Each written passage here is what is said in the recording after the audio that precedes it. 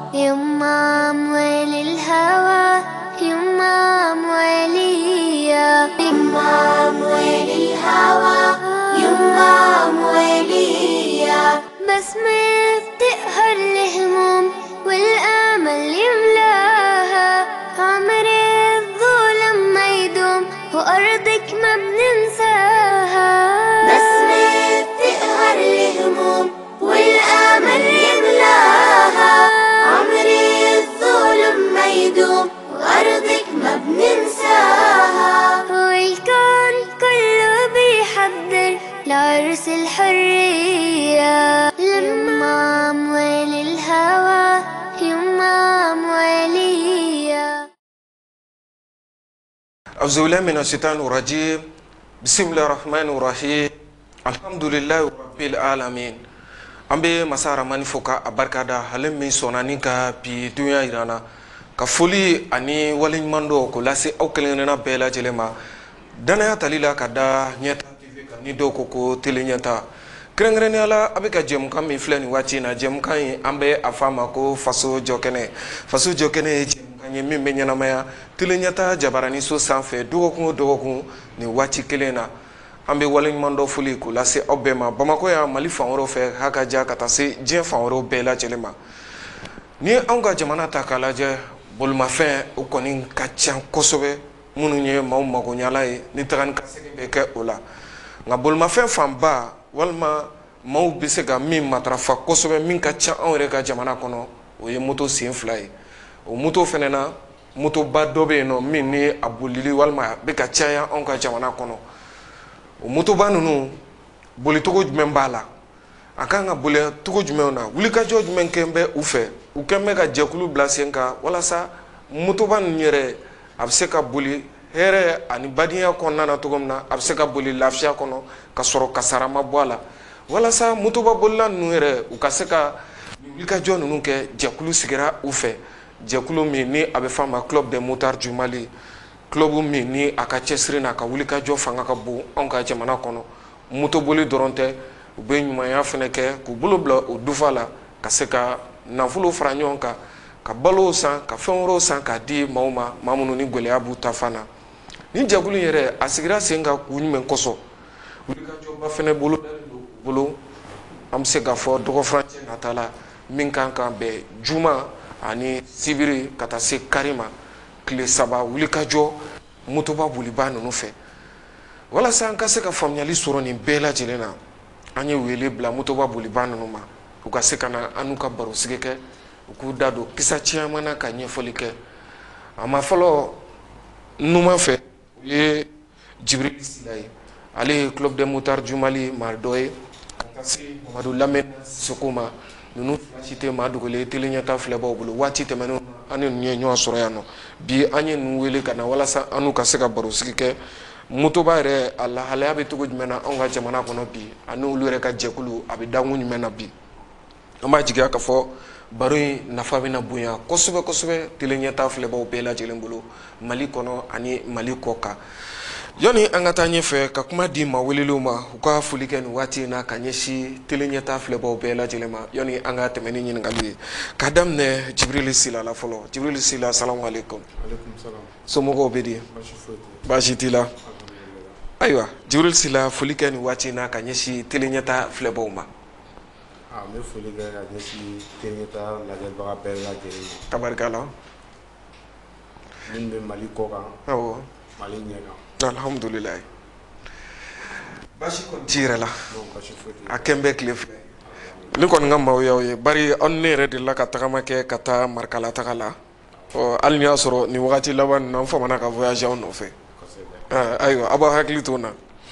ni Ala sɔnna ma ayiwa n bɛ taa an balimakɛ yɔrɔ ni o ye Mamadu Lamini Sisoko ye Mamadu Lamini Sisoko salamu aleykum wa aleykum salam somɔgɔw bɛ di oui ça va Sisoko ayiwa foli kɛ nin waati in na ka ɲɛsin tele ɲɛta filɛbaw ma an bɛ tele ɲɛta baarakɛla bɛɛ lajɛlen fo alhamdulilayi an ka foli kɛrɛnkɛrɛnnenba bɛ Jire yɛrɛ n'ale fari man d'a la nin wagati in na an bɛ dugawu kɛ ala ka lafiya d'a ma k'a kɛ farijaga bɔ ye mɔgɔ o mɔgɔ n'i bɛ ɲɛta filɛ mali kɔnɔ yan mali kɔ kan an ka foli bɛ a bɛɛ lajɛlen ye alhamdulilayi ayiwa an bɛ i yɛrɛ fo ka aw fila bɛɛ lajɛlen fo bari an ye aw ka nin activité kunkan ko kɔrɔfɔ mɛn dɔrɔn an ye wele bila aw ma bari moto ye fɛn ye min ni a matarafalen don maliden caman bolo an bɛ se k'a fɔ an ka du bɛɛ kɔnɔ bi moto bɛ so moto kelen kelen kɔni bɛ sɔrɔ du bɛɛ kɔnɔ presque an ka Bamakɔ yan nɔ hakaja ka se hali Mali yɛrɛ togodalaw bɛɛ lajɛlen ma o moto ni a bɛ boli maaw fɛ maaw kan k'u hakili to jumɛn ni jumɛn na wulikajɔ jumɛn kan ka kɛ o kama ni masala in y'a fɔ jɛmukan daminɛ na a nafa ka bon kosɛbɛ kana ne yɛrɛ balimakɛ yɔrɔ joona Jibril Sila Club des Motards du Mali nin ye jɛkulu ye min sigilen don motoba bolibaw fɛ club in i t'i da don a la i k'a ɲɛfɔ an ɲɛna dɛ mun don de Club des Motards du Mali ye jɛkulu ye fanatigiw faralen ɲɔgɔn kan motoba boli kanu bɛ mɔgɔw la an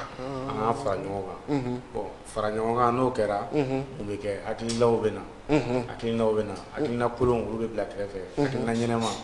olu bɛ fara ɲɔgɔn kan hakilina ɲɛnɛmaw faralen ɲɔgɔn kan an ka papier ni fɛnw kɛ club la ka kɛ kosɛbɛ o ko bɛɛ sigilen sisan kɛsu bɛ club la wari fara ɲɔgɔnw bɛ kɛ kalo kalo an bɛ fɛn dɔ fara ɲɔgɔn kan wari nana kɛ kɛsu kɔnɔ hakilina ɲuman wɛrɛw nana o ye œuvre humanitaire ye an b'olu caman la o caman bɛ sen na ala deli ye fɛn min fɛnɛ a ka taa ɲɛ tabarikala an bɛ kɛlɛ fɛn fɛn na fɛnɛ o ye motoba boli a kanu bɛ kɛ mɔgɔw la mais zéro accident o yɛrɛ de y'a ka kɛlɛ yɛrɛ tabarikala donc motoba boliba minnu bɛ jamana kɔnɔ olu de fara ɲɔgɔn kan ka jɛkulu dɔ de bila sen kan n'a bɛ fɔ o de ma ko Club des Motards du Mali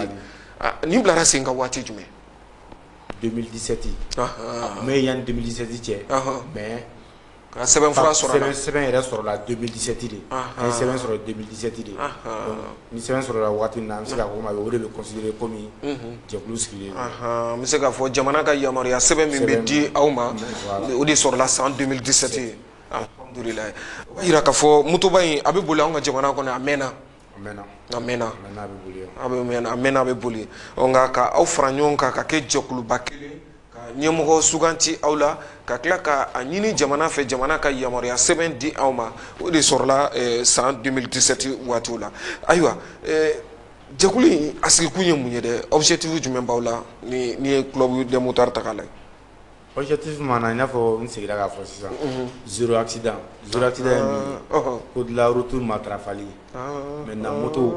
fɛn min de don an si m'a dilan a bɛ se ka kasara lase kasara bɛ se ka dɔgɔya cogoya min na o ye moto minnu kan fɛn min kan ka don ka moto boli i n'a fɔ priorité ye o ye le port du casque donc club sigikun ye o de ye zéro accident a ka laɲini ba ye sirabakan kasara yɛrɛ ni a yɛrɛ bɛ se ka dabila pewu yɛrɛ o de ye aw ka laɲini yɛrɛ o de kama aw ye fara ɲɔgɔn kan in boloda ka fara ɲɔgɔn kan min bɛ se ka i n'a fɔ i bɛ ka fɔ nanzarakan na cogo min na zéro accident yɛrɛ kana se ka kɛ cogo ci la alhamdulilayi ayiwa ne bɛ taa n balimakɛ yɔrɔ joona ni o ye Mamadu Lamini Sisoko ye Mamadu Lamini Sisoko Jibril bɔra sisan k'i da don a la club in bilara sen kan an bɛ se k'a fɔ récépissé sɔrɔla san 2017 waati club in a bɛ cogo jumɛn na bi ani a bɛ Mali Bamakɔ yan dɔrɔn hakaja walima a bɛ Mali duguba wɛrɛw la club yɛrɛ lahalaya bɛ cogo jumɛn na bi club an b'a fɔ alhamdulilayi club daminɛ ni sisan cɛ yɛlɛma caman donna kɔnɔna la club daminɛna ni mɔgɔ minnu ye ka se bi ma mɔgɔ caman fana farala kan bi bi na i bɛ club yɛrɛ compter i bɛ mɔgɔ 100 sɔrɔ a kɔnɔna la 100 personnes alhamdulilayi a mɔgɔ 100 ni a kun kan fɛ voilà n'a kun kan fɛ tabarikala donc o b'a yira k'a fɔ a walankatara jama caman nana i yɛrɛ sɔrɔ a kɔnɔ i b'a sɔrɔ a bɛ daminɛ mɔgɔ damadɔ dɔrɔn de ye farala ɲɔgɔn kan nka bi mɔgɔ 100 ni kun kan fɛ u b'i yɛrɛ sɔrɔ jɛkulu in kɔnɔna na nka Bamakɔ yan nɔ dɔrɔn don wa walima Mali duguba wɛrɛw b'a la Bamakɔ yan dɔrɔn tɛ a bɛ yɔrɔ caman na Kayi b'o la région caman b'a la région caman b'a la n'o ye an ka Mali duguba wɛrɛ tɔ ninnu b'a la olu caman b'a la donc an n'olu bɛɛ bɛ relation na wa ni aw bɛna activités kɛ an n'u bɛɛ bɛ ɲɔgɔn sɔrɔ an n'u bɛɛ bɛ ɲɔgɔn sɔrɔ ni activité min bɛ yen nɔ an bɛ u wele an b'a ɲɛf'u ye u bɛ déplacer cogo min u bɛ na u bɛ fara an kan an bɛ a kɛ ɲɔgɔn fɛ i n'a fɔ i yɛrɛ y'a fɔ cogo min an ni ye Marikala taga caman kɛ ɲɔgɔn fɛ o kɛra voilà an taara don di orphelinat la n'o ye denmisɛnninw bɛ mara yɔrɔ min an taara yen nɔ an ye o dɔn caman fana kɛ ani Bamakɔ kɔnɔna la ani Bamakɔ kɛrɛfɛ dugu ninnu na tabarikala ayiwa motoba in n'i ye a jateminɛ kɛ i b'a ye k'a fɔ anw ka jamana dɔrɔn tɛ i b'a ye k'a fɔ Mali kɔnɔ yan motow ka ca yan cogo min na farafinna yɛrɛ jamana caman bɛ ten moto ninnu fana ka ca an kɛrɛfɛ jamanaw cɛ bɛ cogo di i n'a fɔ Sénégal jamana Côte jamana ka taa se Ghana Burkina Faso ninnu ma an n'olu cɛw bɛ cogo di an n'an kɛrɛfɛ jamana alhamdulillah an b'a fɔ alhamdulillah a ka an cɛla ka yen nɔ yɛrɛ yɛrɛ mankan tɛ yen nɔ foyi tɛ yen n'u ka fête bɛ yen nɔ u b'a invité an bɛ taa kɔsa in na an yɛrɛ bɔra Burkina Faso Burkinakaw ka an bɛna festival min kɛ olu ta bɛ wele ko 72 yan an bɔra yen nɔ bien avant ça an taara Sénégal après Sénégal an taara Gambie an y'a a bɛɛ kɛ moto la fana alhamdulillah ka moto boli ka bɔ Bamakɔ fo Burkina Faso an ye moto boli ka bɔ hali Ghana yɛrɛ fo Ghana oui en 2018 an taara Ghana moto la ka bɔ Bamakɔ ya fo Ghana ka bɔ Bamakɔ Abidjan Ghana Abidjan Bamakɔ o ye furancɛ janba ye min bolila moto la aw yɛrɛ kɔni fɛ bari ne yɛrɛ ala ye garisɛgɛ di yan nɔ 2022 laban ka na janvier kɔnɔna na ne yɛrɛ kalo kelen ani dɔɔnin kɛ Ghana jamana kan ka bɔ Bamakɔ ya ka taa Accra ka bɔ Bamakɔ ya ka taa Ghana yɛrɛ jɛnya min b'a la ne kɔni y'a kɛ mobili la an y'a kɛ car la nka n b'a dɔn a furancɛ kɔni ka jan kosɛbɛ kosɛbɛ ka jan kosɛbɛ ala ka ani sababa bɛɛ o b'a yira k'a fɔ alhamdulillah bibi in na wulikajɔ kelen don aw fɛ motoba boliba minnu bɛ Mali kɔnɔ bɛɛ fara ɲɔgɔn kan o togo kelen na fana farafinna kilebi bolow an n'olu fana bolo bɛ ɲɔgɔn bolo olu yɛrɛ ka kow la u bɛ aw wele aw yɛrɛ fana ka wulikajɔw mana boloda a bɛ u fana wele ayiwa Jibril ne bɛna e yɔrɔ an y'a ye motoba in bolili fana kɔfɛ a bɛ to k'aw bolo fila fa k'a to a bɛ tɔrɔmɔɲɔ minnu fara ɲɔgɔn kan a bɛ nafolo minnu fara ɲɔgɔn kan a bɛ tila k'o ta ka ɲumanya kɛ n'o ye mun y'aw bila o la dɛ Jibril Sila komi o b'a fɔ cogo min na jɛkulu ye jɛkulu ye n'an farala ɲɔgɔn kan hakilina ɲɛnamaw bɛ na o ye tiɲɛ ni wari farala ɲɔgɔn kan ni mɔgɔ dɛmɛni tɛ nafa min bɛ wari la n t'a dɔn ni a bɛ se ka fɛn wɛrɛ kɛ dɛ ka ɲumanya kɛ ni wari ye e yɛrɛ bolo wari yɛrɛ ni wari kɔni farala ɲɔgɔn kan a kan ka kɛ ka ɲumanya de kɛ nécessités bɛ yen quoi surtout an bɛ jamana min na dɔw b'a fɔ alhamdulilayi mais dɔw bɛ vraiment u ka se ka ɲɛfɔ quoi o ye tiɲɛ a se ka ɲɛfɔ i n'a fɔ ko an ye quartier dɔw lajɛ jiko dɛsɛ ni fɛnw b'o yɔrɔ ninnu na an sera ka forage min sigi yɔrɔ an y'o kɛ alhamdulillah orphelinat dɔw bɛ yen denmisɛnninw ka se ka bɔ ka so ka taa ekɔli la ou bien u ka balo ni fɛnw t'a sɔrɔ la anw fɛnɛ caman kɛ an se kɛra min ye kɔni an y'olu kɛ tabarikala ayiwa Mamadu Lamini Sisoko e bɛ fɛ ka dakuruɲa fila fara a kan bari an n'aw ye tagama kɛ ka taa ɲɔgɔn fɛ Marikala centre falatɔ jigiyaso o ye yatimɛden ladonyɔrɔba ye Marikalakaw fɛ yen nɔ a donni kama aw taara bolo fila fa k'a to ka kɛ dɛmɛ ye ni dɛmɛ ninnu motoba boli kɔfɛ ka nafolo fara ɲɔgɔn kan k'a kɛ dɛmɛ ye ka ɲɛsin sigidaladenw ma ni hakilina in i bɛ se ka dɔ fara i balimakɛ Jibril Sila ta kan o kɛ ɲaamɛ Jibril Sila y'a fɔ cogo min a tɛ tɛmɛ o kan mais ne bɛ dɔ fara a kan adamaden an bɛ ɲɔgɔn dɛmɛ de adamaden an nana ɲɔgɔn bolo kɔnɔ an bɛ segin ɲɔgɔn bolo de fana kɔnɔ dɛmɛ in kun ye min ye k'a yira population na mɔgɔw bɛ motobolila kɛ min o tɛ motobolila tɛ i n'a fɔ n bɛ moto ta n b'a funu ka taa ɲɛfɛ n b'a funu o fɛn o tɛ motobolila ye motobolila ye mɔgɔ min ye c'est mɔgɔ min don irresponsable est-ce que i y'a faamu o de la an bɛ dɛmɛ don mɔgɔw ma an bɛ se ka don pouponnière b'o la an delila ka dɛmɛ don yan pouponnière yɛrɛ la Sibi b'o la Marikala b'a la a dugu ka ca an sera mɔgɔ caman ma n'an bɛ an ka sortie an ka bɔli ninnu kɛ an b'a lajɛ an b'an jɔ yɔrɔ minnu na n'u y'u ka besoins ɲɛfɔ an ye an b'a jateminɛ an bɛ se ka u dɛmɛ cogo min après an bɛ ɲɔgɔn ye n'an ye ɲɔgɔn ye ka kuma an bɛ se ka dɛmɛ min dɔw ye an bɛ o dɛmɛ dɔw ye. Tabarikala ayiwa Jibril Sila an y'a ye walima jateminɛli la ni maa min ma gɛrɛ motoba bolibaw la hakilina dɔ bɛ se ka na i yɔrɔ ka ɲɛsin motoba boliba ninnu ma i bɛna ye moto belebelebaw b'u bolo fini finmanw b'u la walima fini couleur-ma wɛrɛw b'u la u donfiniw bɛ cogo min na lunettiw bɛ cogo min na casque minnu bɛ don kunkolo la olu yɛrɛ bɛ cogo min na tuma dɔ la e kɔni tɛ ɲuman miiri ka ɲɛsin o ma Jibril wulikajɔw bɛ ka kɛ aw fɛ k'aw bɔ mɔgɔw kunkolo la wa motoba boliba ye maa ɲɛnama de ye chef d'entreprise de don cakɛlaw de don denbayatigiw de don responsable de don i n'a fɔ Mamadu Lamini bɔra sisan k'a ɲɛfɔ cogo min na. I y'a fɔ cogo min na o réalité yɛrɛ de bɛ mɔgɔw hakili kunkolo la quoi parce que an bɛ taa yɔrɔ dɔ la u t'an ɲɛkili ye u tɛ foyi ye labɛn cogo b'o ye u b'an juger bolo datugulen don kunkolo datugulen don mais o tɛ fɛn wɛrɛ o ye k'an yɛrɛ lakana ko dɔ ma o ye c'est les équipements de protection an yɛrɛ ka combat yɛrɛ particulièrement mɔgɔw ka faamu ko casque in kɔfɛ c'est des gens qui ont le bon cœur responsable de don dusukun b'an na œuvre humanitaire ninnu kun y'o de ye parce que hali n'an bɛ taa œuvre humanitaire ninnu kɛ n'an sera o la an ni motobaw bɛ se o la n'an ye combinaison casque ni fɛn ninnu bɔ an bɛ ɲumanya min kɛ o ye minnu bɛ kɛrɛfɛ b'a fɔ ko motobolila ninnu ja casque ni fɛn ninnu kɔfɛ mɔgɔ ɲɛnamaw de quoi a kana k'u kɔnɔ ko minnu bɛ ban ka moto ta dɔrɔn k'a funu non o tɛ motoboli in kɔfɛ baara b'an bɛɛ la nous sommes tous des responsables baara b'an bɛɛ la cadre ni fɛnw bɛɛ a b'an bɛɛ la mais c'est l'amour de la moto o de y'a kɛra an y'a fara ɲɔgɔn kan na hakili ɲɛnamaw ni fɛnw bɛ na o ye fɛnɛ k'a yira population na ko motobolila c'est pas quelqu'un de méchant quoi. C'est plutôt quelqu'un qui a de bon cœur. Ayiwa yɔrɔ in walawalali bɛ fisaya kosɛbɛ kosɛbɛ bari tuma dɔ la mɔgɔ minnu mana motobatigi yɛrɛ ye dɔrɔn e ko siran yɛrɛ dɔɔni tɛna ye dusukun na nin ye maa min ye surtout an ka jamana kɔnɔ yecogo dɔw bɛ se ka y'i la dɔrɔn maa dɔw bɛ se k'i bisikiri ka sɔrɔ a tigi ni ma gɛrɛ ɲɔgɔn na Mamadu Lamini Sisoko e bɛ se ka dɔ fara nin kumakan in kan wa bari an y'a mɛn k'a fɔ directeurs yɛrɛ b'aw la responsables b'aw la minnu bɛ jɔyɔrɔbaw la aw bɛ baara service ɲɛmɔgɔ yɛrɛ caman de b'aw la moto kanu de y'a to dɔrɔn aw ye nin baara in kɛ tan tɔ cogo la Lamini Mamadu Lamini Sisoko e bɛ se ka mun fɔ ka fara Jibril ta kan. Moto kanu tɛ fɔ ka ban Jibril y'a fɔ cogo min i mana mɔgɔ ye équipement b'a la équipement ye jumɛn ye adama i bɛ motobolila bɛ fini min don k'a yɛrɛ lakana siraba kasara kosɔn casque b'o la o bɛ don kunkolo la guloki b'o la kulusi b'o la gan b'o la ani samara ninnu bon olu kɔfɛ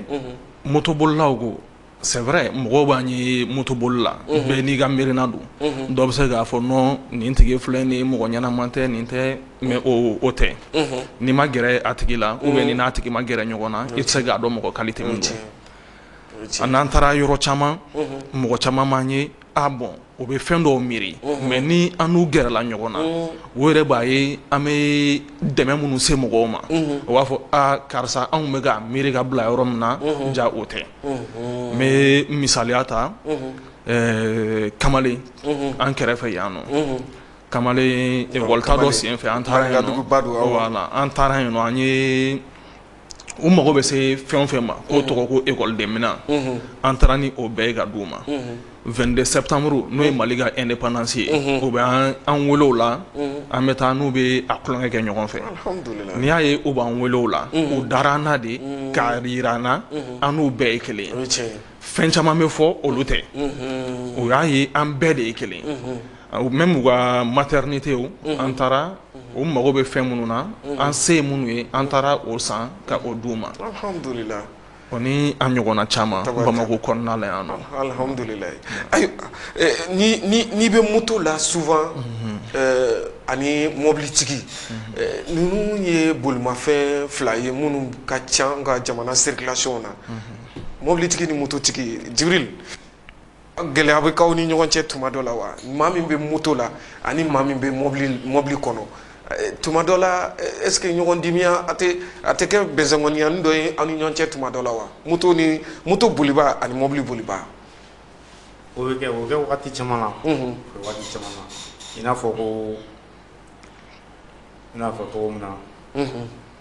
mobilitigi bɛɛ tɛ ko de la route dɔn mobilitigi bɛɛ tɛ ko de la route respecté bon mobilitigi caman fɛnɛ hakilina na mototigiw ye fu ye o de bɛna ni accident sira dilanna mobili de kama voilà sira dilanna mobili de kama mobilitigi mana min kɛ o de ka ɲi bon mobilitigi fɛnɛ a b'a fɔ fɛnɛ k'ale protéger len don ka tɛmɛ mototigi kan ala ye mototigi bila ka sira aw ka yɛrɛ ɲɔgɔn na a wa caman b'a fɔ ko ni tan sisan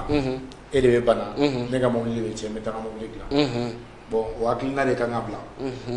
o hakilina de kan ka bila i bɛ place min na mototigi yɛrɛ i bɛ mototigi min néglige la i b'a sɔrɔ o b'o place fila la o ye tiɲɛ ala ka ani sababa bɛɛ Mamadu Lamini Sisoko mototigiw ni mobilitigiw circulation na a kuma ka ca kosɛbɛ dɛ surtout aw minnu ye motobatigiw ye gɛlɛya tɛ k'aw ni mobilitigiw cɛ bon bɛ se ka mun fɔ ka fara gɛlɛya tɛ fɔ ka ban mais fɛn bɛɛ fana ye ɲɔgɔn na faamuya ye fɛn mana kɛ cogo o cogo n'aw kumara aw ni ɲɔgɔn cɛ solution dɔ bɛ sɔrɔ a la voilà sinon mototigi e b'i ka moto sanfɛ mobilitigi a b'a ka mobili kɔnɔna la donc ni fɛn mana kɛ cogo o cogo ni an kumara ɲɔgɔn ye solution bɛ sɔrɔ a la mais tant que ni mɔgɔw ma kuma ni ɲɔgɔn ye bon n bɛ mobili kɔnɔna la nin bɛ moto sanfɛ nafa tɛ olu la an bɛɛ de ye kelen an bɛɛ chef denbayatigiw de ye i bɛ ka bɔ ka taa i ka nansɔngɔ ɲini ale fana bɛ ka bɔ ka taa a ka nansɔngɔ ɲini donc nafa tɛ a kɔnniya la adamadenw ni ɲɔgɔn cɛ nafa tɛ a juguya la bɛɛ da kan alhamdulilayi ayiwa nin walawalali ninnu diyara an ye kosɛbɛ an bɛna se ɲininkali min ma sisan o de ye wulikajɔba bɛna bolo da aw fɛ juma sibiri k'a kuncɛ kari la a bɛ fɔ min ma ko festival o ye ɲaga ye a bɛ to ka min bila sen kan festival a bɛna kɛ togoya jumɛn na mun ni mun boloda bɛ a kɔnɔ wele bila an bɛ jɔn ni jɔn ma ni ala sɔnna ma baro ta ko filanan na an bɛ segin ka na sisan walawalali ka kɛ o la bi jɛmukan kɔnɔna na ni ala sɔnna ma يما موالي الهوى يما موالية يما موالي الهوى يما موالية بسمة بتقهر الهموم والآمل يملاها عمر الظلم ما يدوم وأرضك ما بننساها بسمة بتقهر الهموم والآمل يملاها الظلم ما يدوم وأرضك ما بننساها والكون كله بيحضر لعرس الحرية يما موالي الهوى يما موالية foli ani waleɲuman dɔw ko lase aw kelenkɛrɛnna bɛɛ lajɛlen ma ni waati in na aw minnu bɛ ka tele ɲɛta filɛ kɛrɛnkɛrɛnnenya la jɛmukan min bɛ yen nɔ ni a bɛ fɔ a ma faso jɔkɛnɛ i n'a fɔ jɛmukan daminɛ la an y'a ɲɛfɔ aw ɲɛna cogo min na moto bolibaw de b'an bolo bi ani olu bɛ ka baro kɛ kɛrɛnkɛrɛnnenya la motoba minnu bɛ yen nɔ ni a b'a ye maaw bolo circulation na olu matarafabaw walima jɛkulu min walima maa minnu kɛlen dɔ ka o moto in kanu olu kɛn bɛ ka jɛkulu sigi anw ka jamana kɔnɔ maa kɛmɛ a n'a kunkanfɛ o de b'i yɛrɛ sɔrɔ jɛkulu kofɔlen kɔnɔ bi an ye wele ka na bari wulikajɔba dɔ bolodalen don u fɛ juma ani sibiri ani ka taa se kalo yɛrɛ tile 26 ma n'o ye kalo tile 24 tile 25 ka taa se a tile 26 ma novembre kalo min ni an filɛ o yɛrɛ kɔnɔna na ɲininkaliw tun nana da o yɔrɔ de la wulikajɔ in mun don a dabɔn bɛ mun kama motoba bolibaw fɛ an ka jamana kɔnɔna na Jibril Sila festival dabɔkun ye min yɛrɛ ye dabɔkun ye promouvoir la moto motobolila yɛrɛ ye mɔgɔ min ye a dabɔ festival ye jama de wele jama mana na a b'a dɔn motobolila ye mɔgɔ suguya min de don quoi ka ɲɛfɔli kɛ mɔgɔw k'a faamu motobolila mɔgɔ jugu tɛ an bɛɛ de ye kelen tabarikala donc wele bilalen do jama de ma maliden bɛɛ ma mali ko kan mali ɲɛma parce que maliden bɛɛ tɛ quoi motoboli kanu bɛ bɛɛ fɛn fɛn la parce que dugu wɛrɛw mɔgɔw welelen don tabarikala olu yɛrɛ bɛ nalen alhamdulillah dafɛ jamana mɔgɔw welelen do olu fɛnɛ bɛɛ kan ka na ni ɲagaba in na hali tɔw la dɔw wele kelen balalen olu ma olu yɛrɛ bɛ nalen alhamdulillah ni festival ban bɛna kɛ festival in a bɛna kɛ yɔrɔ jumɛn n'a kɛ palais des sports la c'est 2000 an bɛ se k'a fɔ bololaci kɛnɛba min bɛ anw ka yɔrɔ la Bamakɔ yan nɔ n'a bɛ fɔ a ma palais des sports ASI 2000 la baara ɲagaɲaga ninnu bɛɛ lajɛlen kan ka bila sen kan yen nɔ donc wele bilalen don maaw ka sɛbɛkɔrɔbɔ kosɛbɛ ni ka caya ka se ka taa i ɲɛ da motoba boliba minnu bɛ anw ka jamana kɔnɔ hakaja minnu bɛna bɔ farafinna yɛrɛ kilebi jamanaw la hakaja ka bɔ diɲɛ yɛrɛ fan wɛrɛw fɛ ka na anw ka jamana kɔnɔ ni tile saba baara in maaw ka se ka taa i ɲɛ da ka se ka faamuyali caman sɔrɔ moto yɛrɛ ani a kun ka ko kɔrɔfɔ yɛrɛ bɛɛ lajɛlen na Lamini Sisoko baaraw bolodalen don cogo jumɛn na mun ni mun bɛna kɛ tile saba in kɔnɔna juma sibiri ka taa se kari yɛrɛ ma baara caman bolodalen do festival in kɔnɔna la an terina an jɛɲɔgɔn minnu bɛ bɔ kɔfɛ ka na an kɛlen do ka commission dɔ bila sur place minnu bɛ taa olu kunbɛn an ka frontière ninnu na o ye ala gɛlɛmama yɔrɔ yɛrɛ parce que y'a mɛn mɔgɔ bɛ n'i ka fɛti la o b'a sɔrɔ a bɛ don cogo min o don cogo bɛ se ka nɔgɔya cogo min an kɛlen do ka o boloda n'an ka fitinatigi mɔgɔw ye o bɛ se ka baara nɔgɔya an bolo cogo min donc ka motoba boliba minnu bɛna bɔ jamana wɛrɛ la kɛrɛnkɛrɛnnenya la an tɛnku jamana u dontɔla an ka jamana kɔnɔ k'u bisimila fɔlɔ ka don i n'a fɔ Mali dɔnnen don ni jatigiya ye voilà o b'a la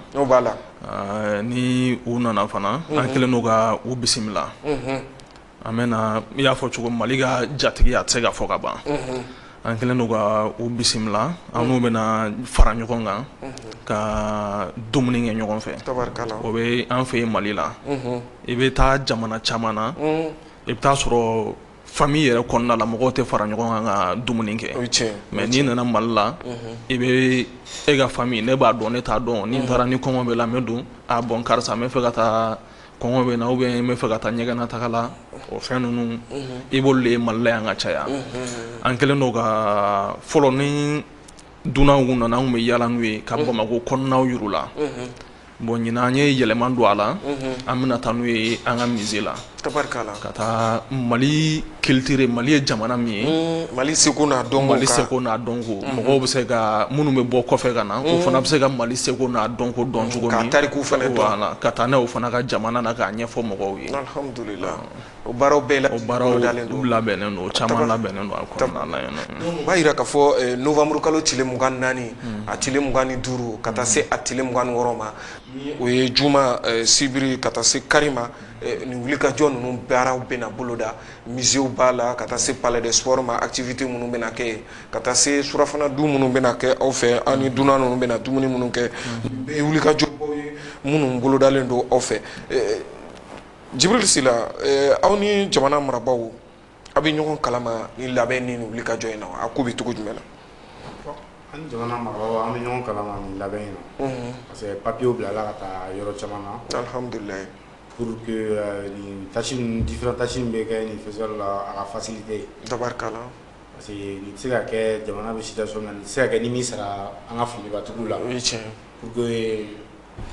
u ka dɔn ko dɔ bɛ na ko dɔnnen don se ka facilité ka festival bɛ se ka diya cogo min na alhamdulillah ayiwa Mamadu Lamini Sisoko a ye wele bila jɛkulu wɛrɛw ma wa walima ani maa wɛrɛw bɛna aw bolo di ɲɔgɔn ma hakaja jamana yɛrɛ walasa ni tile saba baara in a bɛ se ka don ba la cogo min na barika bɛ se ka sabati halisa ko in na cogo min na an kɛlen do ka welewele bila bɛɛ lajɛlen ma mɔgɔ mɔgɔ i bɛ se ka na ka Mamadu Lamini ko tɛ Jibril Sila ko tɛ ɲɛtaa télé ko tɛ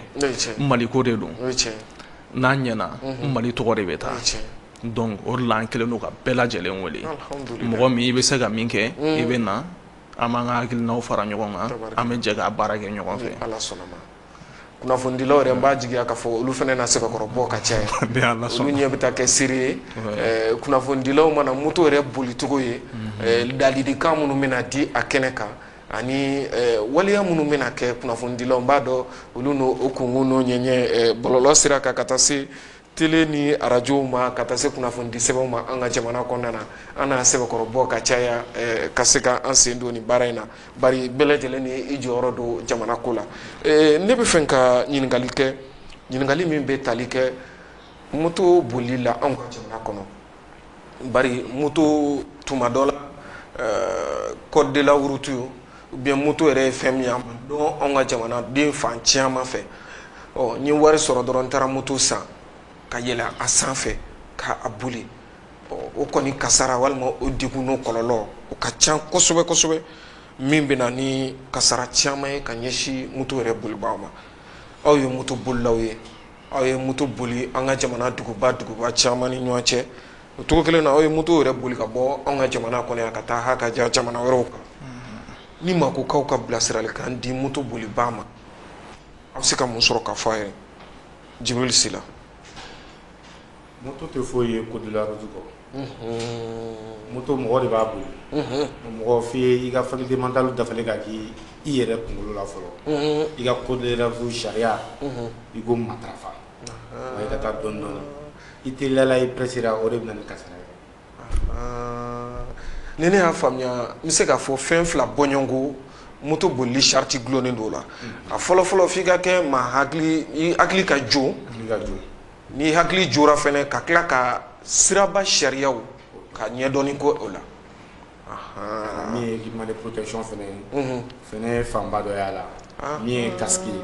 peut-être an ka dugu kɔnɔna na fɛn bɛɛ ma exige moto misɛnmanin ninnu fɛn dɔw ma exige mais casque kɔni o ye fɛn belebeleba mɔgɔw b'o min néglige. Donc ni ne y'a faamuya moto kɔni ka boli a bɛ taa minɛn dɔw de kan ka ɲini minɛn dɔw de kan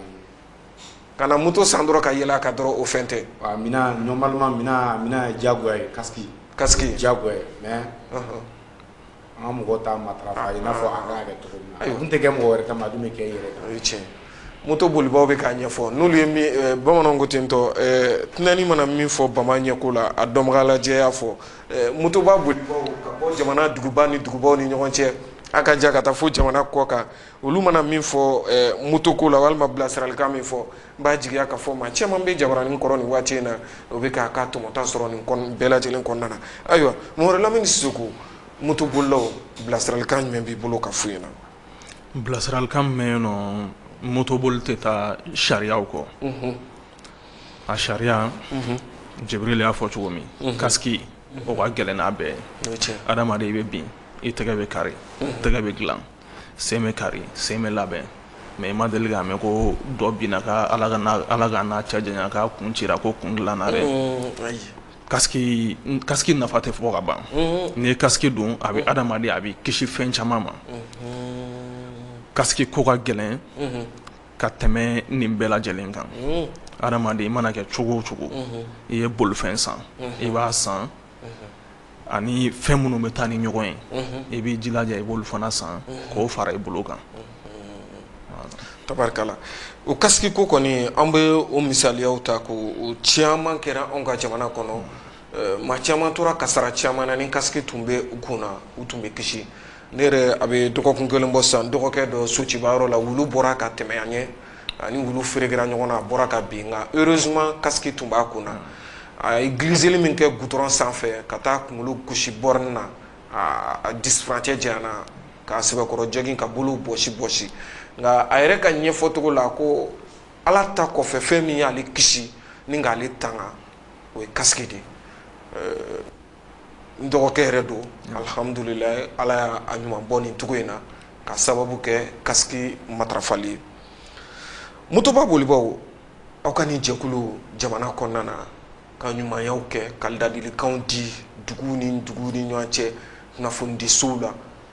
nin ye baara ɲumanba ye aw kan ka fo min na ka wale ɲuman dɔn hali hakaja jamana yɛrɛ marabaw fɛ i bɛ baara o baara la tuma dɔ la i bɛ degun sɔrɔ a la i bɛ lafiya bɔda sɛnɛ sɔrɔ a la Lamini Sila walima Jibril Sila plutôt moto boli kɔnɔna na e ye fɛn ye min delila ka min ma bɛn i ma walima i delila ka fɛn ye min diyara i ye i ka motoba boli yɛrɛ hukumu kɔnɔna na motoba boli daminɛ i fɛ kana se fo sisan ma e ye fɛn dɔ la kɔlɔsi min diyara i ye i ye fɛn dɔ la kɔlɔsi min ma diya i ye motoba bolili yɛrɛ hukumu kɔnɔna na. Depuis ne ka motoba boli n bɛ se k'a fɔ ne ma degun foyi y'a la parce que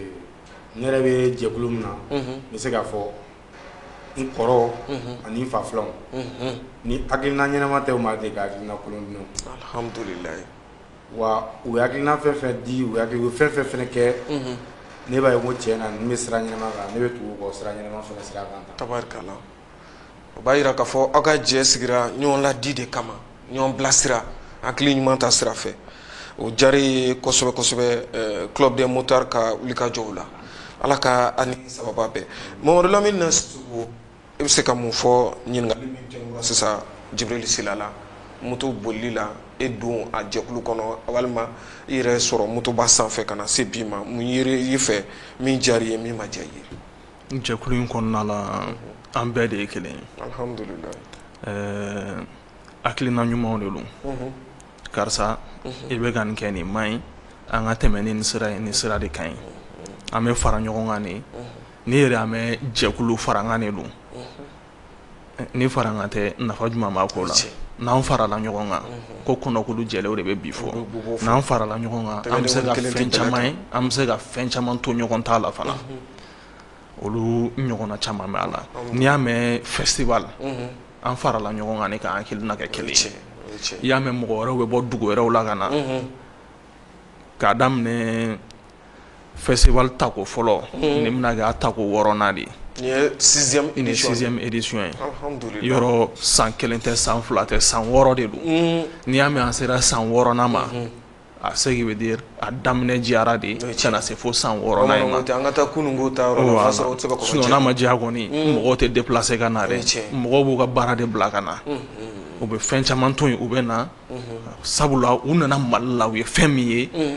u y'a ye an faralen don ɲɔgɔn kan an bɛɛ bɛ don da kelen fɛ an bɛ bɔ da kelen fɛ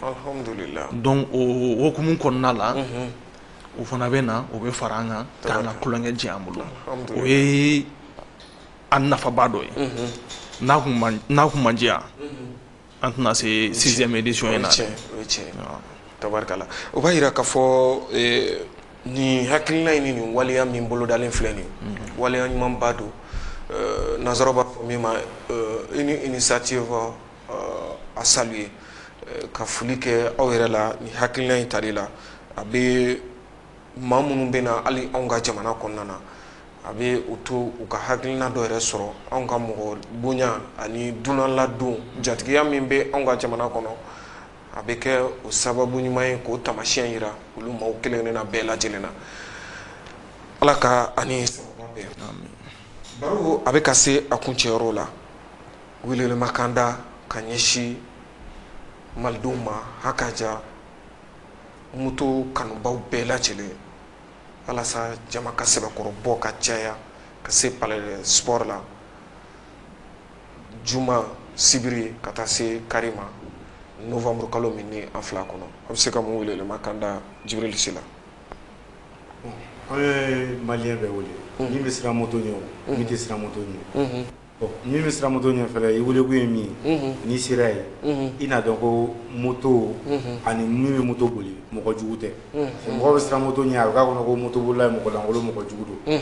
ɲɛfɔli i bɛ taa yeli kɛ wa ɲɛfɔli fɛnɛ bɛ i ye moto ko la sensibilisation b'a la i yɛrɛ bɛna dɔn mais m'a dɔn hali n'i sera yen a kanu motoba kanu a bɛ k'i la a dɔn. Alhamdulilayi maa o maa ma n'i sen sɔrɔ nin kɛnɛ kan moto kanu bɛna don i dusukun a bɛ don i dusukun. Alhamdulilayi an yɛrɛ n'aw ye voyage minnu kɛ moto yɛrɛ kanu donna anw dusukun na alhamdulilayi halisa ala ka barika don jɛkulu in na festival min bɛna kɛ nin yarabi an b'a ɲini ala fɛ ala ka festival ɲuman tɛmɛ dunan minnu bɛ ka bɔ jamana wɛrɛ la ka na k'u ɲuman nati anw ka jamana kɔnɔ k'u ɲuman segin ka taa u ka jamana wɛrɛ kɔnɔna na Mamadu Lamini Sisoko welekan jumɛn ka ɲɛsin Bamakɔ ani a lamini bɛɛ ma hakaja Mali yɛrɛ bɛɛ ma festival ban bolo dalen filɛ nin weekend yɛrɛ kɔnɔna na. Festival in an kɛlen don ka bɛɛ lajɛlen wele mɔgɔ ma bɔ mɔgɔ la a bɛ kɛ fan jumɛn festival a bɛ daminɛ juma an b'an ka dunanw bisimila olu bɛ se Bamako yan nɔ juma donc le 25 n'o ye samedi ye festival yɛrɛ bɛ daminɛ 25 26 a bɛ ban ni Ala ma baasi kɛ 18h wagati an kɛlen don ka bɛɛ lajɛlen wele Mali kɔnɔ o Mali kɔ kan mɔgɔ o mɔgɔ moto kanu min la i ka déplacer i ka na n'i nana salon mɔgɔw ye fɛn caman ye u kun sigilen tɛ ni fɛn caman ye mais ɲinan ta o fana bɛna bonya ni salon ta ye ka taa i mana min ye bamananw ɲuman na somɔgɔ sama bɔ an b'a jigiya surtout ɲinan an kɛlen don ka thème yɛrɛ kɛ la moto et la construction citoyenne an kɛlen don ka ɲinan thème kɛ o de comme ça festival kɔnɔna la thème an bɛna a développer mɔgɔw ye kosɛbɛ motoba tɛ fɛn ye ko adamaden kan ka siran ɲɛ c'est vrai mɔgɔ kan ka siran moto ɲɛ mais adamaden e de bɛ moto sanfɛ e de bɛ moto boli n'i ye moto boli ka se hakɛ dɔ ma a ka ca Ala fɛ i ni kasara cɛ bɛ janya mais n'i bɔra o hukumu kɔnɔna la ka yɛlɛ vitesse wɛrɛw sanfɛ a bɛ se ka fɛn caman lase i ma i yɛrɛ sigilen tɛ nin ye n'i bɔra famille la misaliya la n'i bɔra famille la sisan n'i ye moto ta ka bɔ a mana kɛ cogo o cogo famille mɔgɔw bon karisa bɔra an bɛ dugawu kɛ Ala ka segin n'a ɲuman ye a ka di bɛɛ fana ye i ɲuman bɛ bɔ famille kɔnɔ cogo min Ala ka i ɲuman segin moto bolila n'i ye moto boli dɔɔni dɔɔni siraban kasara i bɛ kisi ka bɔ a caman na code de la route fana ye min ye siraba sariya ye min ye n'i y'o fana matarafa i bɛ fɛn caman faamu a kɔnɔna la i bɛ fɛn caman fana ye ayiwa an bɛ aw fo ka waleɲuman dɔn Jibril Sila ka foli dakuruɲɛ kelen di ma i ka se ka foli kɛ président ba an bɛ a yɛrɛ fo ka taa se jɛkulu yɛrɛ ma bɛɛ lajɛlen ma dakuruɲɛ 2 foli walima dakuruɲɛ 1 foli yani an ka foli laban di Mamadu Lamini Seko ma an bɛ ɲɛtaa TV jɛkulu bɛɛ fo fɔlɔ tabarikala c'est diɲɛ sababu ye ni an selen an bɛ ka bɔ foli kan ka olu ye alhamdulilayi maliyɛn cɛden n'a musoman Mali kɔ kan Mali ɲɛ kan an b'olu bɛɛ fo tabarikala an ka finitigiw an b'olu fana fo ladiya ni fɛnw na alhamdulilayi an b'an ka finitigilakaw fo kosɛbɛ kosɛbɛ surtout an bɛ se k'a fɔ wasa bɛ an ka wasa ni kunkɔrɔta bɛ an ka finitigilakaw yɔrɔ wulikajɔ min kɛra u fɛ ka ɲɛsin an ka jamana yɛrɛ kɔgɔdugu duguba min bɛ yen nɔ ni o ye Kidali ye ka se ka i sen don yen nɔ o nisɔndiya ani o waleɲuman foli o bɛ maliden yɛrɛ kelenna bɛɛ lajɛlen yɔrɔ san ka ɲɛsin an ka finitigilakaw ma an b'a jigiya k'a fɔ olu yɛrɛ fana bɛna sɛbɛkɔrɔ bɔ ka caya walasa baara in a sécurisation ka se ka sabati an bɛ dugawu kɛ Ala ka festival ka a ɲuman tɛmɛ ayiwa Mamadu Lamini Sisoko foli kan laban yani an n'aw ka sigi wɛrɛ cɛ i bɛ se ka mun sɔrɔ ka fɔ an bɛ ɲɛtaa TV mɔgɔw fo n'i y'a mɛn an sigilen bɛ yan bi sababu de don sababu man dɔgɔ an bɛ ɲɛtaa TV baarakɛla bɛɛ lajɛlen fo an bɛ Mali autorités fo o b'an dɛmɛ festival baara la kosɛbɛ ka festival daminɛ fo k'a ban o b'an dɛmɛ an dɛmɛbagaw an bɛ foli lase olu fana ma an ka dunanw an b'olu fana fo k'a waleɲuman dɔn an bɛ maliyɛn bɛɛ lajɛlen fo bɛɛ ka bɔ ka taa festival in na a bɛ kɛ 25-26 novembre 2023 palais des sports kɔnɔna la yen donsara ye fufu ye bɛɛ lajɛlen welelen don k'a fɔ i bɛ ka taa kɛnɛ kan k'i bɛna taa wari dɔ de bɔ wari sara t'a la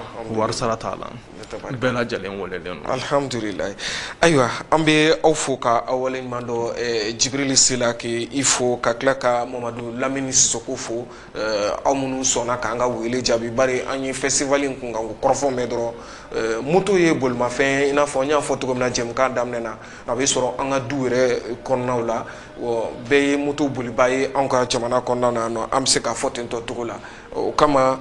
moto kun kan ko kɔrɔfɔ la ni wulikajɔ bɛ ka kɛ o fɛ walima wulikajɔ bɛ ka kɛ ka ɲɛsin o ma o jɛkulu ma an kan k'u wele ka na club de motards du Mali yɛrɛ ma k'u bɛɛ lajɛlen fo ka président ba yɛrɛ fo ka a waleɲuman dɔn ka jɛkulu tɔnden maa bɛɛ lajɛlen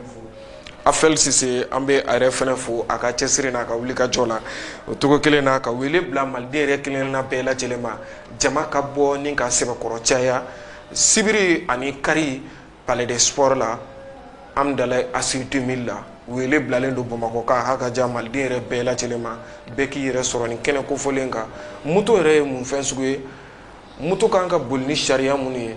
ɲɛfɔliw de bɛna taa kɛ ninnu na o moto yɛrɛ a matarafa ko cogo ɲuman walasa i ka se ka kisi sirabakan kasara ma olu de bɛna taa ɲɛfɔ dunanw bɛna bɔ jamana wɛrɛw la ha ka jan an kɛrɛfɛ jamanaw ka bɔ diɲɛ fan wɛrɛw fɛ ka n'u yɛrɛ sɔrɔ nin kɛnɛ kofɔlen kan wele bilalen don maliden yɛrɛ kelen na bɛɛ lajɛlen ma an bɛ aw fo ka waleɲuman dɔn aw mana bɔ yan ka taa bolo don baaraw min na ni ala kota tɛ ala ka kɛ hɛrɛ ye ani aw bɛɛ lajɛlen yɛrɛ ma